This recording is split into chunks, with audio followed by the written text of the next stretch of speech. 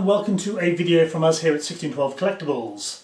What you're looking at here is the tooling pattern and master for our forthcoming 44-inch studio scale laboratory eagle with booster rockets. We're delighted to finally be able to show this to you. This is currently in production as we speak. It is actually the original tooling pattern. There have been issues. We have been severely delayed because of what's going on in the world at the moment. Basically, the kind of factories in China that can produce the kind of quality required to produce these kind of high-end studio replicas are very few and far between, as you can imagine. And they obviously went into lockdown and no work was being carried out for ourselves and many other of their customers.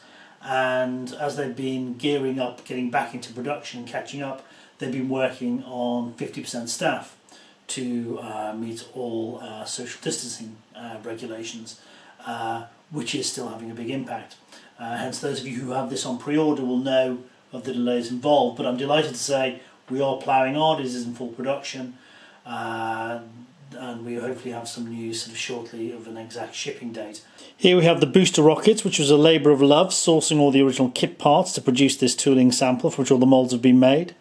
This is exactly how our studio replicas will look. This is actually the pattern. And as I say, they are well into production.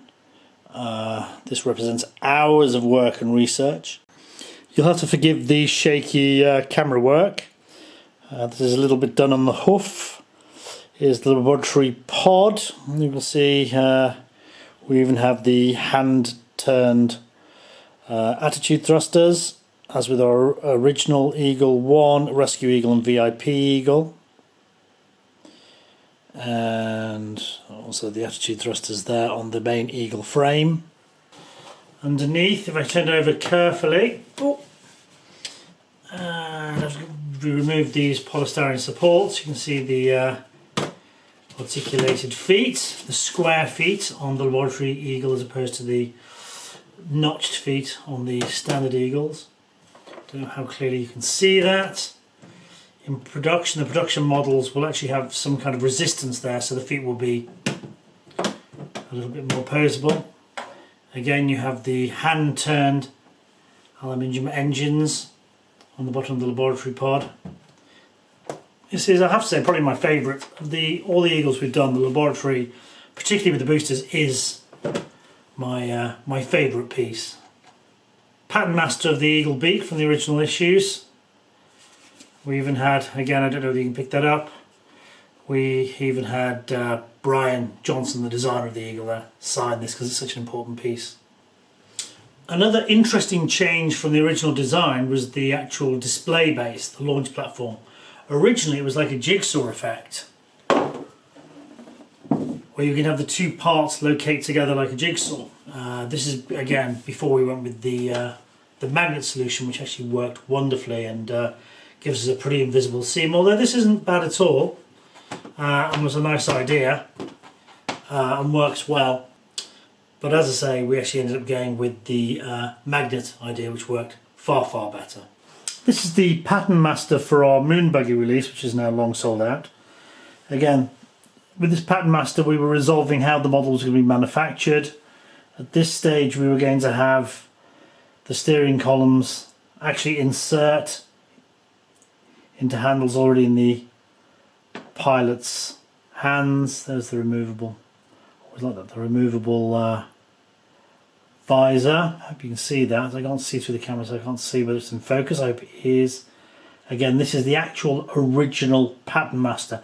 I know I keep saying that, but it's quite important because this is from which everything is struck. Here's the original pattern master of the moon buggy. Again, I just scribbled on the text, which would be the legal blurb. Same for the storage canisters, the original pattern masters here. They were going to be separate, with the groove cut there for the plaque to be supported, but then we decided in production that these were going to be fixed. Three were going to be fixed together, and with one separate to give more support.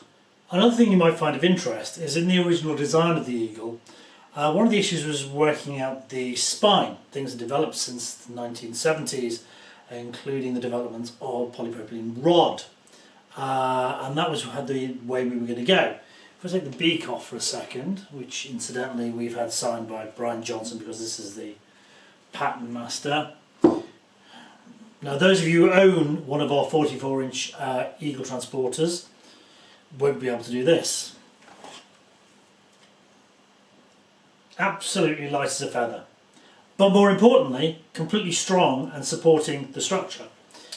After a lot of discussion, we decided to go with the steel hand-welded frame for a sense of authenticity. But this obviously does have its benefits, being light as a feather and also as strong as the steel. So a general update on our studio scale replicas. These include the Space 1999 range, Thunderbirds, etc. As factories start to get back to normal and get up to full capacity, then we can move forward that much quicker with forthcoming releases. We want to get the Laboratory Eagle released as soon as possible. As I said, this is in full production and should be shipping hopefully in the next few months, but we'll keep you updated. And as soon as the Laboratory Eagle has shipped, we will be putting the Eagle Freighter into production. So those of you who've got a pre-order, we'll be in touch soon about that. I think that's already sold out, the Eagle Freighter. Quite possibly the Hawk after that, followed very closely by our Thunderbirds range early in the new year. Okay everybody, thanks very much for watching the video. Stay safe and kind, be good to each other, and we'll speak to you very soon. Thanks very much. Bye bye.